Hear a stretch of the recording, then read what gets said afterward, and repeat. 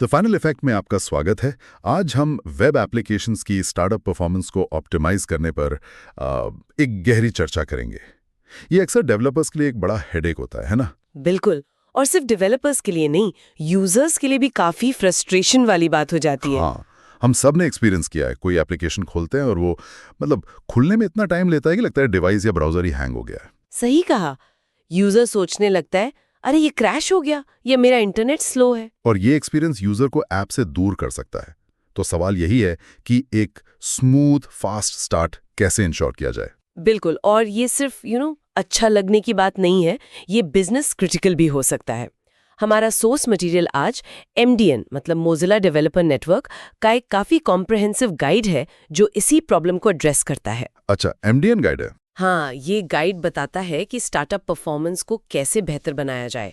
चाहे आप एकदम नया एप्लीकेशन बना रहे हों या फिर मान लीजिए किसी मौजूदा नेटिव एप्लीकेशन को वेब प्लेटफॉर्म पर लाने की कोशिश कर रहे हों। MDN गाइड्स तो वैसे भी काफी थॉरो होते हैं, तो चलिए इस गाइड के इनसाइट्स को क्या कहते हैं खंगालते हैं और देखते हैं कि एप्लीकेशंस को तेजी से और स्मूथली शुरू करने के लिए डेवलपर्स क्या प्रैक्टिकल स्टेप्स ले सकते हैं। तो तेज स्टार्टअप क्यों जरूरी है? ये तो ऑब्वियस लगता है, स्लो मतलब एक तरह से बैड यूजर एक्सपीरियंस। हाँ, लेकिन सोर्स मटेरियल एक दिलचस्प पॉइंट उठाता है कि सिर्फ तेज होना काफी नहीं है, एसिंक्रोनस होना शायद उससे भी ज्यादा महत्वपूर्ण है। ये थोड़ा काउंटर इंट्यूटिव सा लगता है। इसका असल मतलब क्या है? ये वाकई एक कोर कॉन्सेप्ट है जिसे समझना बहुत जरूरी है। एसिंक्रोनस इसका मतलब है कि स्टार्टअप से जुड़े सारे टास्क्स को एक साथ एप्लीकेशन के मेन थ्रेड पर एग्जीक्यूट करने से बचना चाहिए। अच्छा। अब सोचिए, मेन थ्रेड एक व्यस्त सिंगल लेन हाईवे जैसा है। वो UI अपडेट्स और यूजर इंटरैक्शंस जैसे क्लिक्स, स्क्रॉल्स, इन सब को हैंडल करता है। अब अगर आपने स्टार्टअप का सारा हेवी लिफ्टिंग, सारा भारी काम इसी लेन पर डाल दिया तो क्या होगा? ट्रैफिक जाम हो जाएगा। मतलब UI फ्रीज हो जाएगा, बटन्स काम नहीं करेंगे, स्क्रॉलिंग रुक जाएगी, यूजर को लगेगा ऐप एकदम डेड हो गया है। प्रिसाइसली, बिल्कुल। यूजर इंटरफेस एकदम अनरिस्पॉन्सिव हो जाता है। एसिंक्रोनस अप्रोच ये कहता है कि भाई जितना संभव हो सके काम को बैकग्राउंड थ्रेड्स पर डेलीगेट कर दो। अच्छा, बैकग्राउंड में। हाँ, वेब डेवलपमेंट की दुनिया में इसके लिए हमारे पास है वेब वर्कर्स। जैसे डेटा फेचिंग है, कॉम्प्लेक्स कैलकुलेशंस है, डेटा प्रोसेसिंग, ये सब काम बैकग्राउंड में हो सकते हैं, मतलब एक अलग हाईवे लेन पर। ओके, तो वेब वर्कर्स मतलब एसेंशियली बैकग्राउंड हेल्पर्स हैं जो मेन थ्रेड को UI और यूजर इनपुट के लिए फ्री रखते हैं। पर क्या सारा का सारा काम वर्कर्स में डाला जा सकता है? यहीं पे थोड़ा न्यूआंस आता है।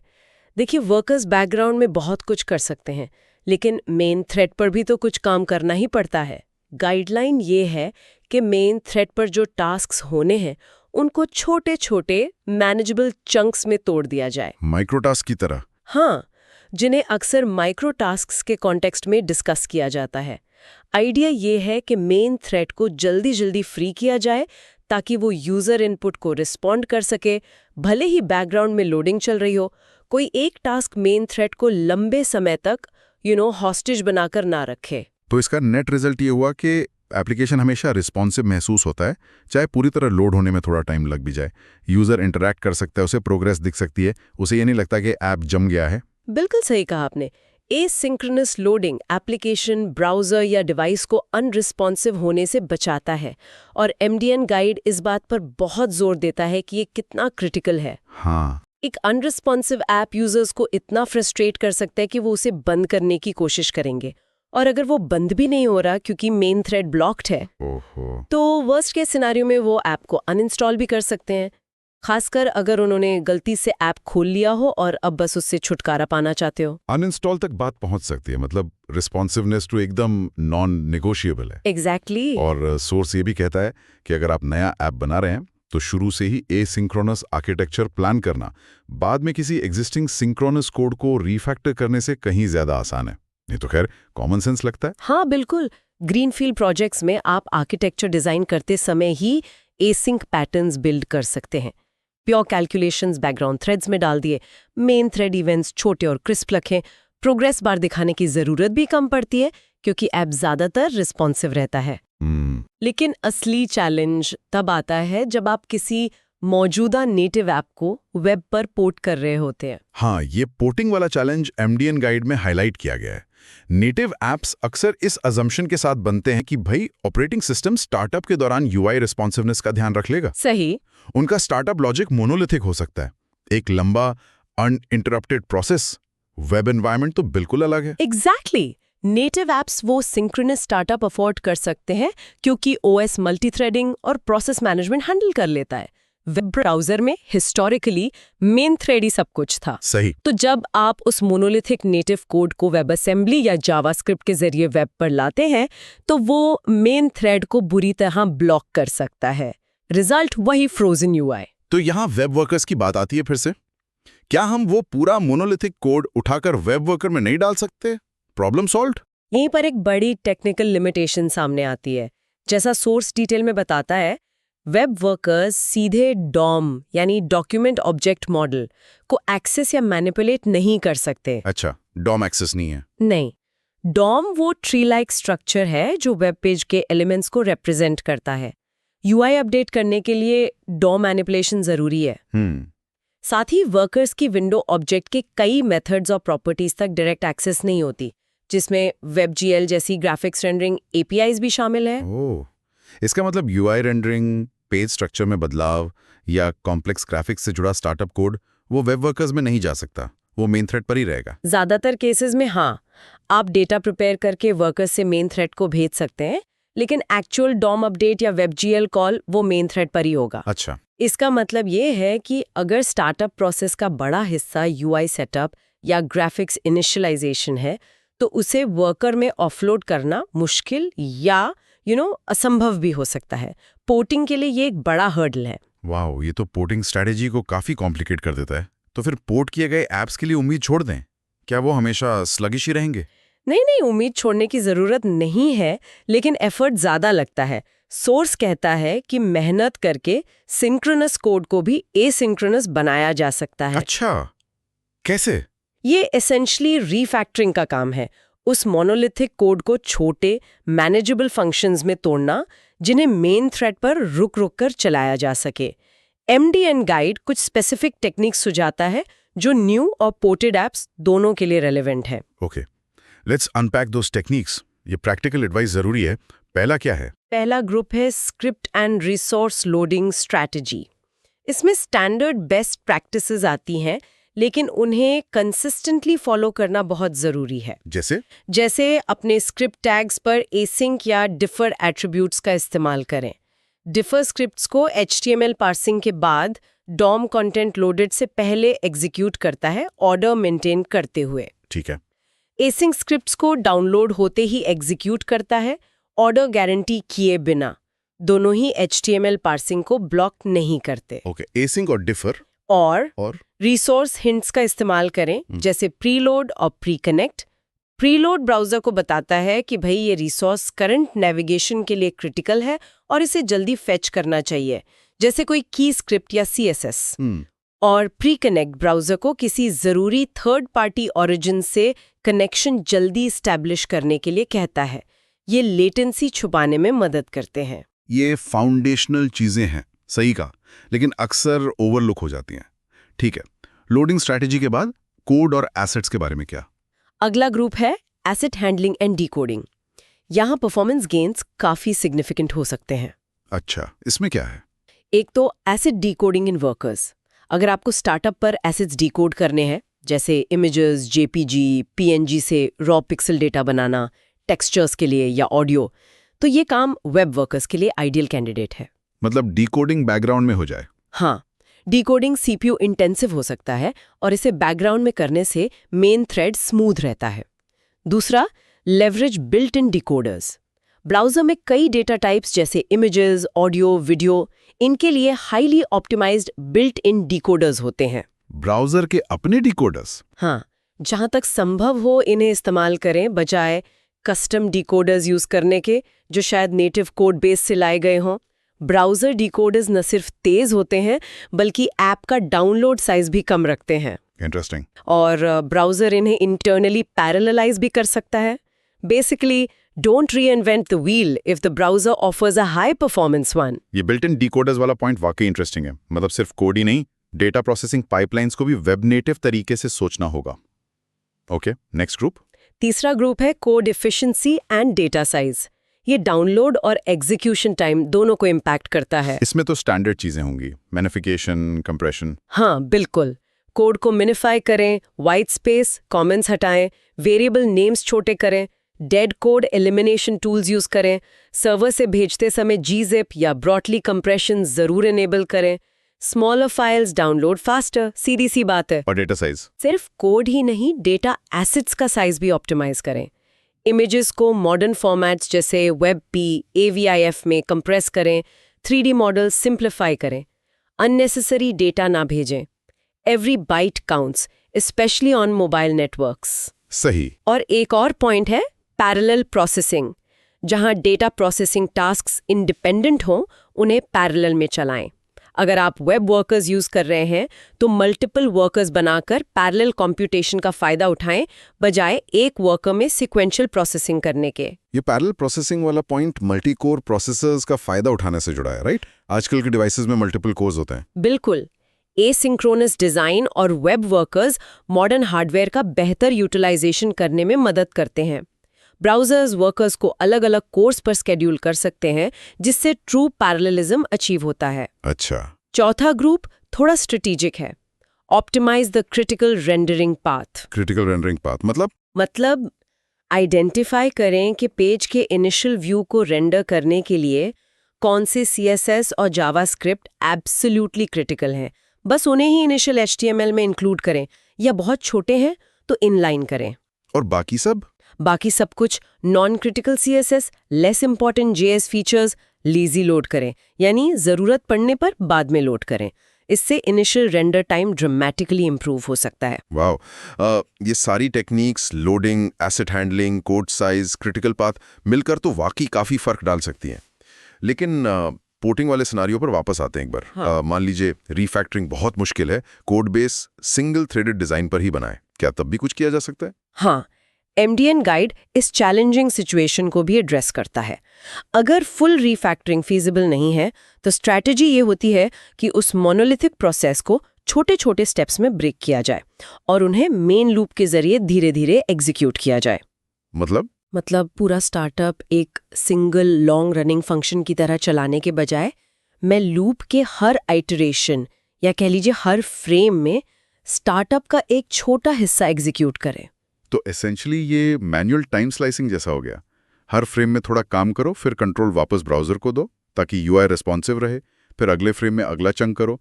ये सुनने में तो काफी कॉम्प्लेक्स लग रहा है इम्प्लीमेंट करना। हाँ, ये कॉम्प्लेक्स हो सकता है, खासकर एग्जिस्टिंग कोड बेस में।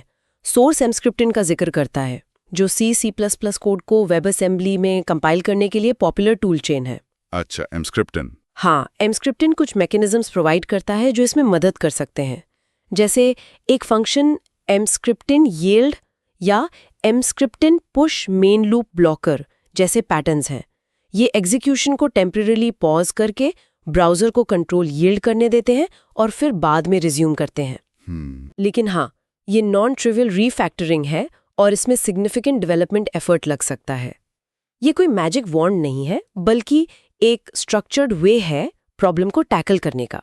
यहाँ एक बहुत प्रैक्टिकल सवाल उठता है, ये सब ऑप्टिमाइजेशन, रीफैक्टरिंग, ये कितना करना चाहिए, कहाँ रुकना है? स्पीड और रिस्पॉन्सिवनेस के लिए कोई कॉन्क्रीट बेंचमार्क है? कब पता चलेगा कि भाई इनफ इज इनफ? हाँ, MDN गाइड कुछ यूजर परसेप्शन बेस्ड बेंचमार्क्स देता है जो काफी हेल्पफुल गाइडलाइंस है। क्या है वो? एक तो है इनिशियल लोड के लिए, जिसे फर्स्ट कंटेंटफुल पेंट यानी FCP से मापा जाता है। अगर साइट का पहला मीनिंगफुल कंटेंट 1 से 2 सेकंड में दिखता है तो यूजर्स उसे फास्ट परसीव करते हैं। 1 से 2 सेकंड, ओके। 3-4 सेकंड्स एवरेज है, लेकिन 7-8 सेकंड्स या उससे ज्यादा स्लो लगता है और यूजर अबैंडनमेंट रेट बढ़ सकता है। और रिस्पॉन्सिवनेस के लिए? रिस्पॉन्सिवनेस के लिए interaction to next paint INP एक मॉडर्न मेट्रिक है। यूजर एक्शंस जैसे क्लिक्स या टैप्स का रिस्पॉन्स 50 मिलीसेकंड्स के अंदर मिलना चाहिए ताकि वो इंस्टेंट लगे। 50 ms बहुत कम है। हाँ, 100 ms तक एक्सेप्टेबल है, लेकिन 200 ms से ज्यादा डिले नोटिसेबल होता है और स्लगिश या लैगी फील देता है। 50 ms for instant feel, 200 ms for sluggish feel. ये नंबर्स तो दिमाग में रखने लायक हैं, और सोर्स ये रिमाइंडर भी देता है कि ये benchmarks high end developer machines पर नहीं, बल्कि एवरेज यूजर डिवाइसेस और नेटवर्क कंडीशंस पर मीट होने चाहिए। एग्जैक्टली, ये बहुत क्रूशियल पॉइंट है। परफॉर्मेंस टेस्टिंग हमेशा डाइवर्स रेंज ऑफ डिवाइसेस पर करनी चाहिए, specially mid to low end mobile phones, और अलग-अलग नेटवर्क कंडीशंस पर, जैसे सिम्युलेटेड 3G या 4G। सही बात है। जो आपके हाई एंड लैपटॉप पर 1 सेकंड में लोड होता है, वो एक बजट एंड्रॉयड फोन पर स्लो नेटवर्क में 10 सेकंड्स भी ले सकता है। Empathy for the users context is की। एसिंक डिजाइन और स्पेसिफिक टेक्निक्स के अलावा क्या MDN गाइड कुछ और जनरल टिप्स भी देता है स्टार्टअप टाइम इंप्रूव करने के लिए? हाँ, कुछ और फंडामेंटल पॉइंट्स हैं जो अक्सर नजरअंदाज हो जाते हैं। जैसे? पहला, रॉ डाउनलोड टाइम। सब कुछ डाउनलोड होने में कितना टाइम लगता है? फास्ट होस्टिंग जैसे CDNs, content delivery networks, use करना इसेंशियल है। सर्वर कॉन्फ़िगरेशन ऑप्टिमाइज्ड होनी चाहिए, और डेटा कंप्रेशन, जिप, ब्रॉटली, वो तो नॉन नेगोशिएबल है। Basic infrastructure hygiene. हाँ। दूसरा, ओवरऑल डेटा साइज। सिर्फ इंडिविजुअल फाइल्स का साइज नहीं, टोटल डाउनलोड पेलोड कितना है? क्या दैट इजंट नीडेड इमीडिएटली? ठीक है, ये तो इंफ्रास्ट्रक्चर और बेसिक हाइजीन वाली बातें हो गई। एक और दिलचस्प एंगल सोर्स ने उठाया था सब्जेक्टिव परसेप्शन का। हाँ, सब्जेक्टिव फैक्टर्स, परसीव्ड परफॉर्मेंस, ये बहुत इंटरेस्टिंग है।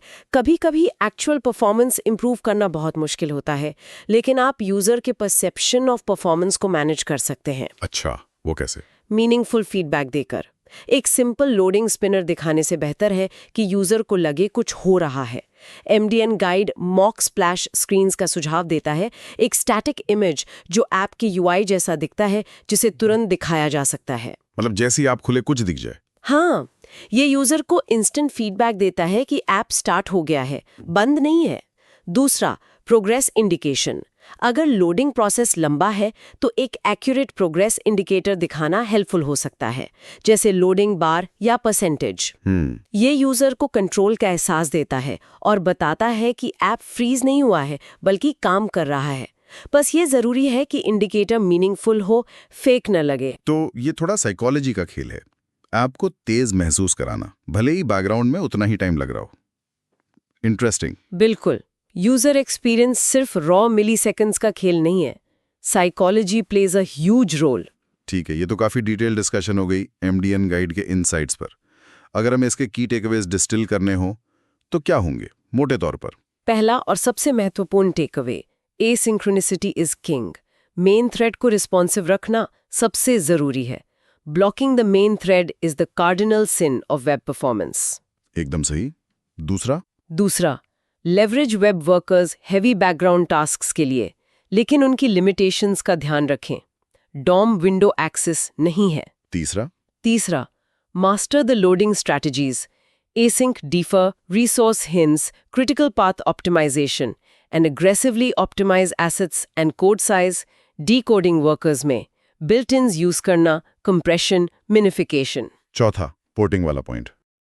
चौथा, पोर्टिंग नेटिव कोड चैलेंजिंग है। मोनोलिथिक, सिंक्रोनस डिजाइन के कारण रीफैक्टरिंग, चंक्स में ब्रेक करना, mscripton हेल्पर्स यूज करना अक्सर जरूरी है, पर एफर्ट लगता है। और पांचवा, यूजर परसेप्शन पर ध्यान दें। बेंचमार्क्स जैसे FCP2S, इंटरैक्शन रिस्पॉन्स 100 ms को गोल्स की तरह यूज करें। रियलिस्टिक डिवाइसेस नेटवर्क्स पर टेस्ट करें, और subjective techniques, splash screens, progress indicators use करें परसीव्ड परफॉर्मेंस इंप्रूव करने के लिए। ये एक सॉलिड समरी है। Asynchronicity, workers, optimization techniques, porting challenges और यूजर परसेप्शन, ये सब सोचते हुए एक प्रैक्टिकल डिलेमा सामने आता है, जिस पर गाइड सीधे तौर पर शायद बात ना करे, लेकिन डिस्कशन से उभरता है। क्या? ये डेवलपमेंट टीम्स को परफॉर्मेंस ऑप्टिमाइजेशन, स्पेशली जो डीप रिफैक्टरिंग की जरूरत होती है एसिंक्रोनिसिटी के लिए, और प्रोडक्ट लॉन्च डेडलाइंस के बीच वो ट्रेड ऑफ कैसे मैनेज करना चाहिए, कहाँ पर गुड इनफ फॉर नाउ कहकर रोकना प्रैक्टिकल है, स्पेशली लेगेसी कोड के साथ। ये क्लासिक इंजीनियरिंग ट्रेड ऑफ है, और इसका कोई यूनिवर्सल आंसर नहीं है। कॉन्टेक्स्ट बहुत मैटर करता है। बिजनेस गोल्स क्या हैं, यूजर एक्सपेक्टेशंस क्या हैं, रिसोर्सेज कितने अवेलेबल हैं।